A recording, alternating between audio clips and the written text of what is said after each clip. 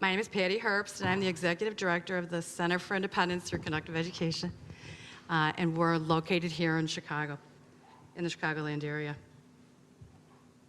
Okay, now why isn't it doing this? Why? Sorry.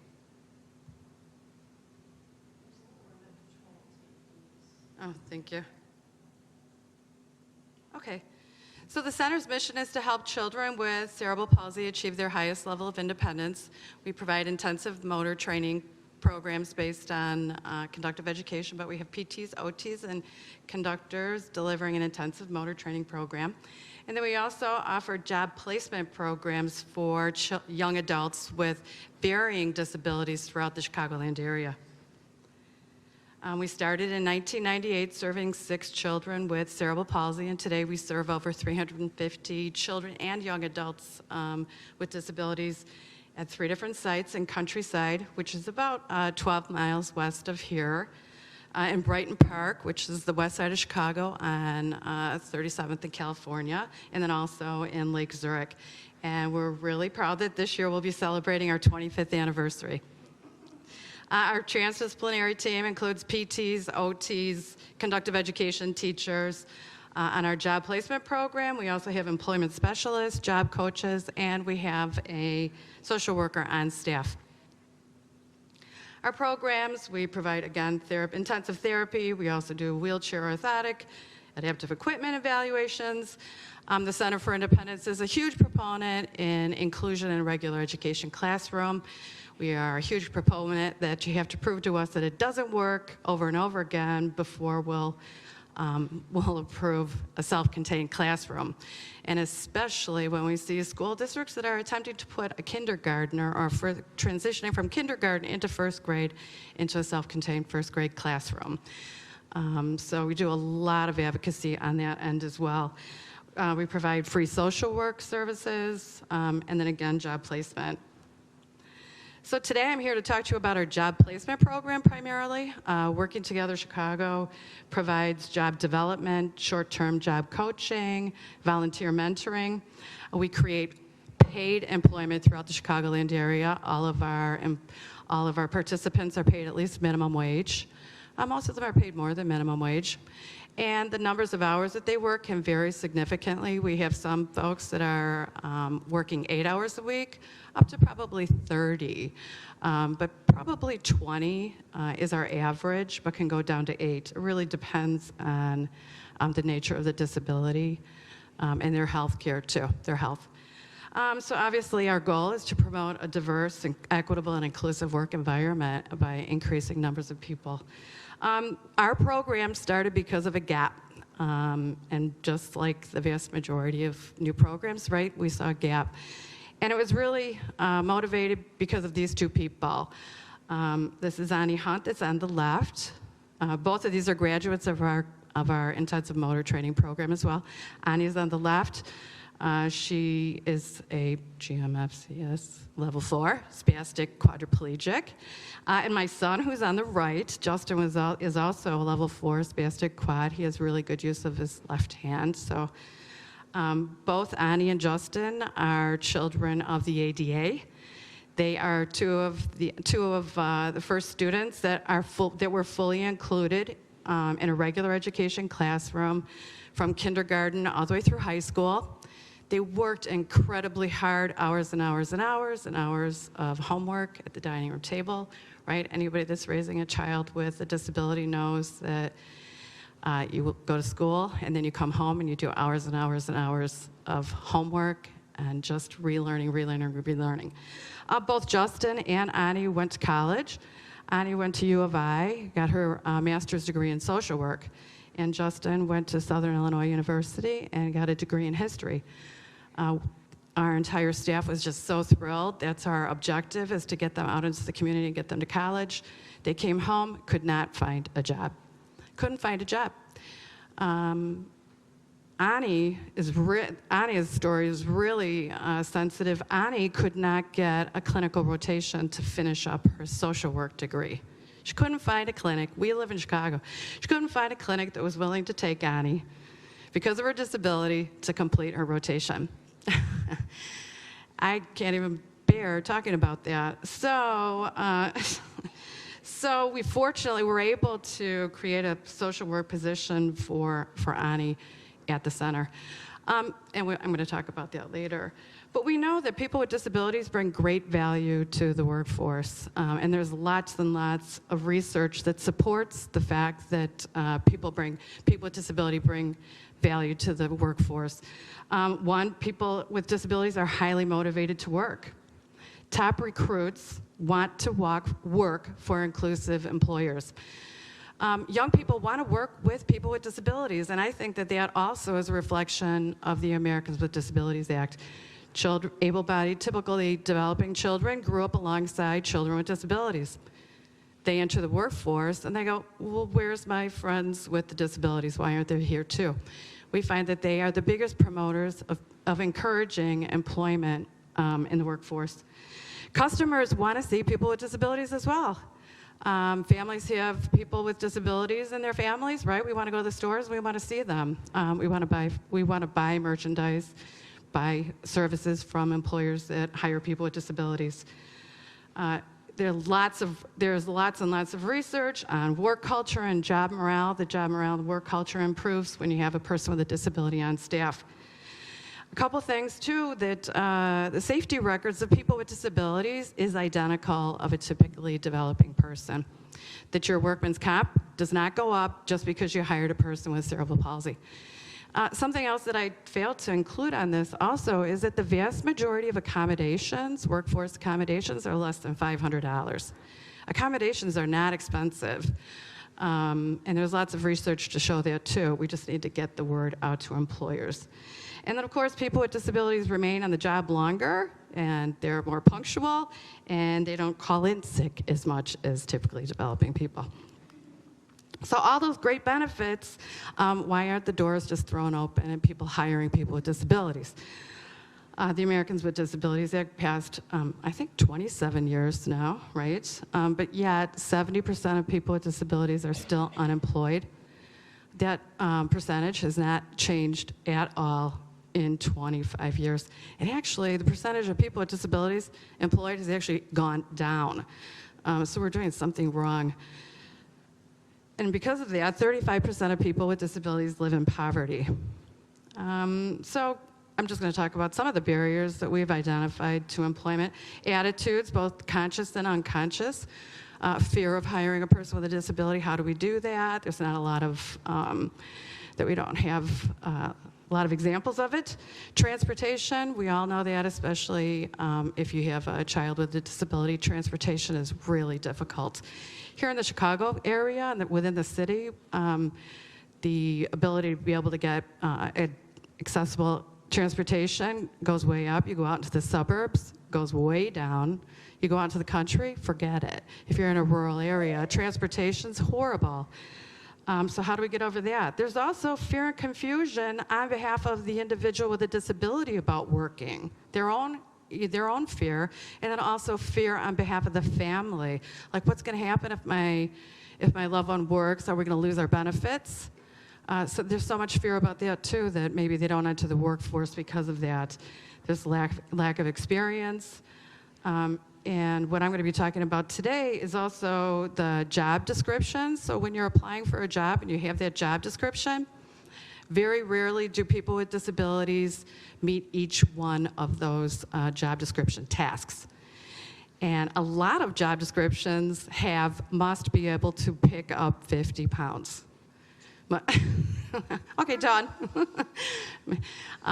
Or must be able to drive a car. So a lot of job descriptions are a barrier to employment.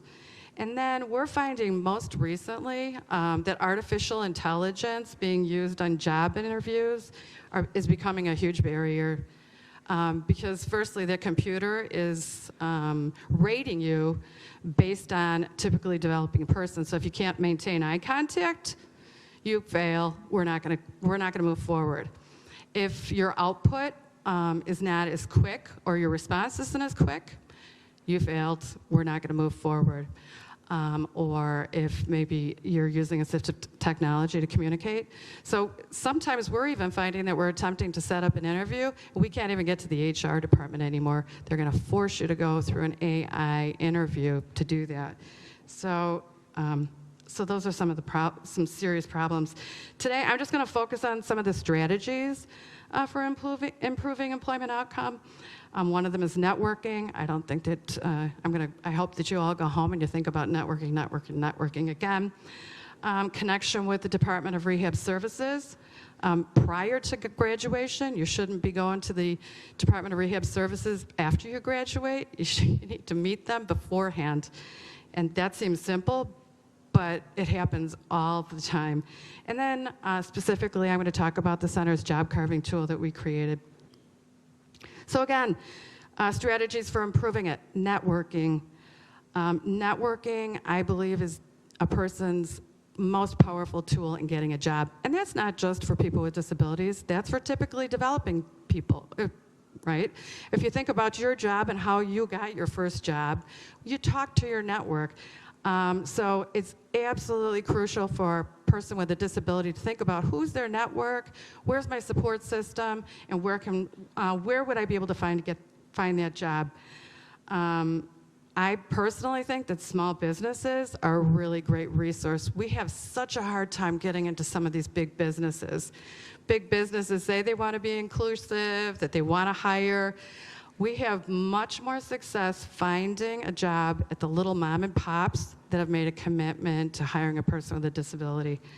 So one of the things that we remind our adults with disabilities is to be flexible. And sometimes it's as simple as going onto Google Maps. Go to your home, find the map, open the map at your home, and then draw a circle, a visual circle, 5 miles from that radius, right? And then look at all of the employers within that area. There's lots of them. And then think about, who do I know? Who do we know? Who does my neighbor know, so that I could get our foot in the door? And then to volunteer and start early in high school by volunteering. So the Illinois Department of Rehab Services, and I'm from Illinois, so I'm going to talk about Illinois, but it's a federal program. And the Department of Rehab Services is throughout the United States. So it'd be called the Michigan Department of Rehab Services. All of us need to know how they work. And unfortunately, transition, Christine said medical transition, and I feel like my whole nervous system just blew up. And then I'm thinking, oh my gosh, medical transition, high school transition, employment transition, it's enough to give you a really bad stomach ache. It's terrible. So when a child, 3 through 18, 3 through 22, you have an individualized education plan through the public schools, right? When you graduate from high school, either at 18 or if you go through transition, you move to the Illinois Department of Rehab Services, and then you have an individualized employment program. You have another IEP. A lot of people don't know that the Department of Rehab Services, their objective is to get the person with a disability employed. Transitioning is incredibly confusing. There are so many different silos with respect to moving from childhood to adulthood. There's Medicaid, there's SSI, there's the Department of Rehab for employment, then there's Department of Rehab for any of the home-based waiver programs. And one of the biggest issues that we face is that they all work in silos. They all are a separate silo, and nobody talks to each other. Nobody talks to each other, and nobody has the roadmap for the person with a disability. And what's really unfortunate is that the high schools and the high school social workers and the high school special ed department don't know it either. And you would think that the people that would know the most would be our high schools, because they're responsible for starting that transition phase at 14. Half the time I felt like I was educating them. So it's really up to the parent to learn as much as possible, starting as soon as possible, about transition. So again, the Illinois Department of Rehab Services, their objective is to be able to help high school students plan for employment after transition. There's work incentive planning so that if you do get a job, they're there to help you determine what's going to happen with your benefits, what benefits are at risk. And oftentimes we'll tell our participants, it's always better to lose SSI and to work and to gain 10 quarters of employment, because you will move into Social Security and you'll move out of Medicaid into Medicare. Sometimes just saying that's super confusing, but that is the reality. It's always better to work, even part-time. There are two different types of employment programs offered through the Department of Rehab Services. The first is supportive employment, a supportive employment program, and that serves people with significant disabilities that want to work, but they need ongoing support services to succeed on the job. That could be an on-site job coach that could go on for a year or more. And then there's also milestone contracts, and that means that the individual with a disability is quote-unquote job ready, that they'll receive 90 days of job coaching. They'll also receive job placement services, job exploration, and the Center for Independence has a milestone contract. That means that any of the candidates that we place in employment are quote-unquote job ready, that the center will provide 90 days of job coaching. We do a lot of job development and job exploration. And then we have free volunteer-led mentorship and job support after that 90 days is over, because we know that that ongoing mentorship and job coaching is still really important, even for people with disabilities who are considered job ready. So again, transitions start early, start really early. I've given you a couple resources that were really helpful to me. I know that Lynn said that in Ohio they have Family Voices. We have something similar. The ARC is a national organization. I know from experience that when my son was transitioning at 18, and I'm a CPA, trying to understand Social Security, Medicaid, SSI, the waivers, Pell Grants through DOORS, the work program, I was completely overwhelmed and absolutely confused. I took classes, free classes, online classes through the ARC, and I also went to some of their family workshops. They're fantastic. I probably had to take 3 before I even figured out that I was finally getting it. That's how complex it is. So they do have they have all of their workshops, their parent workshops online, so you can go and just take them at your leisure as well. They're about an hour and a half, 2 hours long. And then, of course, in Chicago, we have Access Living. They have ongoing workshops for transition and understanding government benefits. The Center for Independence offers ongoing workshops, too, semi-annually. You can see them on our Facebook. But I just highly recommend that you go through and you do that. They're really helpful. So today, though, I was invited to talk about our job carving tool. And the tool that we developed is an online survey. And when folks come in, when community-based providers come in and do some job carving, they typically will go in and they'll interview the employer to try to carve out a job from the employer. We spun it and we tipped it completely upside down, and we put that responsibility back on the employer. And that's because they know their business best. They know, and they also have, so this online tool is, the survey is shifted out by the employer to their employees. The employee takes it and identifies tasks that can come off of their workload and shift it over to a person with a disability, so that they're making their day more efficient, but they're carving out a job for the person with a disability. One of the other, I think one of the best parts of the online tool is it also identifies the internal champion of the employer. And that's been really important for us. So, for example, the tool will identify, and I'm going to go to the next one. It's going to benchmark their disability decision-making where they are.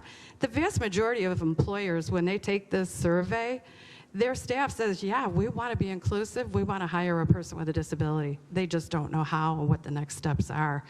But one of the other great things is that it also identifies those champions within, the people that want to be able to supervise a person with a disability, the person that wants to be able to go on and give ongoing career development opportunities. Because we know that if we place a person with a disability in a job and their supervisor didn't want it to happen, wasn't invested in it, it's going to fail. So identifying those champions from within is really important. So now I'm going to try to turn on the job carving tool, but I don't know how.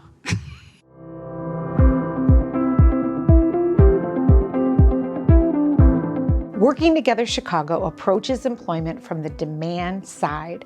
Our focus is on the employer and the benefits people with disabilities bring to the workplace. We support employers through the entire process, from hiring the right candidate to ensuring the employee thrives on the job. Working Together Chicago has created a state-of-the-art job carving tool that is led by the employer. The Job Carving Survey challenges employers and their staff to examine their daily tasks and identify those that can be assigned to a person with a disability. The data from the survey helps improve overall workplace productivity and efficiency. The Working Together Chicago Job Carving Survey fills the needs of the employer while capitalizing on the skills and strengths of workers with disabilities. When I took the survey, I want to say it took about 10 to 15 minutes. So when I did the survey, it took me probably about 5 to 6 minutes to complete.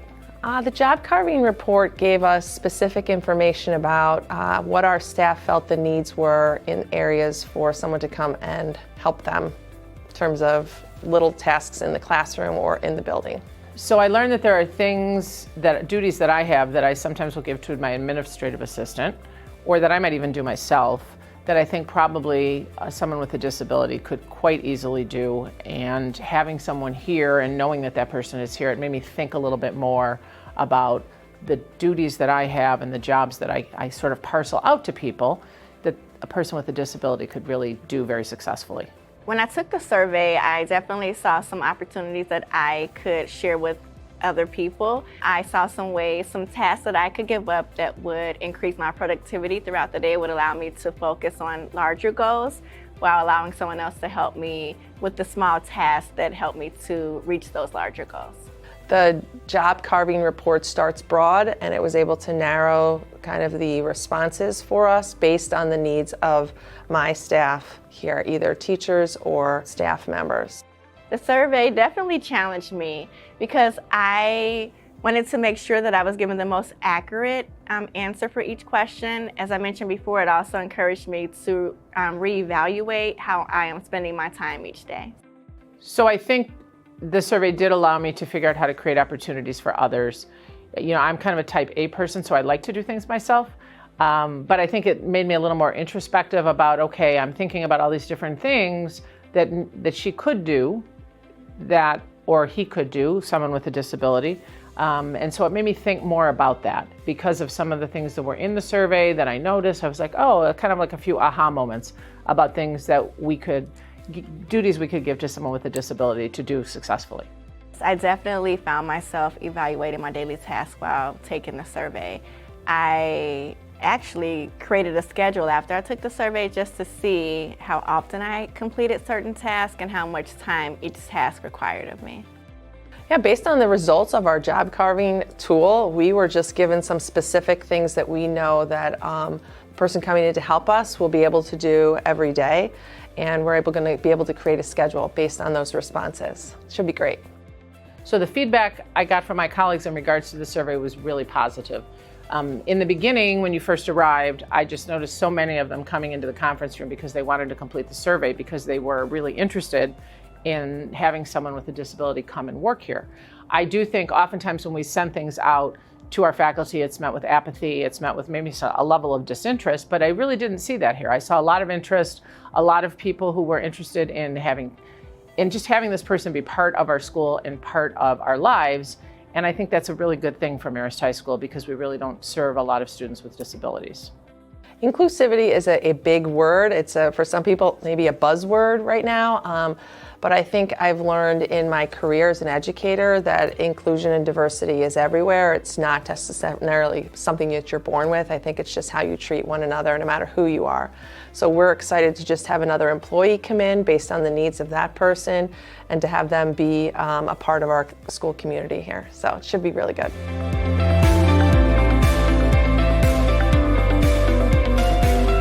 It's also where you can see the job carving tool video if you're interested in it. The Center for Independence, we're pretty small. We only have a staff of 34, but we like to say that, we're not just going to talk the talk, we got to walk the walk. 8 of our staff are people with disabilities. Our entire front desk is made up of young adults with cerebral palsy. And we also, 2 of our classroom assistants have a physical disability, which is pretty amazing. And then also our social worker, Ani, has very profound CP. So we actually benefited from being able to hire Ani. And I can't tell you, as a parent of a child with a really profound physical disability, 25 years ago, my son Justin didn't have many role models. He didn't have any role models, and certainly me, as a young mother, I had no role models either. And I think that that's the beauty of becoming a more inclusive environment, right, and the ADA, is that now when young families come in with their newly diagnosed baby, they're greeted at the front door by a person with a disability. They're introduced to our social worker who has cerebral palsy. And some of the folks that are in the classroom during our intensive motor training programs, cleaning up and getting it ready for the next, is a person with a disability. So you can see the future, and that there are options, that you might have been born with cerebral palsy, but you should have really great high expectations and expect to have a full, meaningful life that possibly includes employment, if that's what you want. I did a couple of other resources too. A lot of folks with cerebral palsy also need assistive technology. We're fortunate in Chicago that the University of Illinois Chicago has a really great AT program. So if you have gotten a job and you need more assistive technology at the workplace, that University of Chicago will come in and do an assessment for you and work with the employer. And then, of course, we're here at Shirley Ryan Ability Lab, and they also have a fantastic AT department, and we'll help you do that too. So thank you again for inviting me and for learning about our job training tool. Right.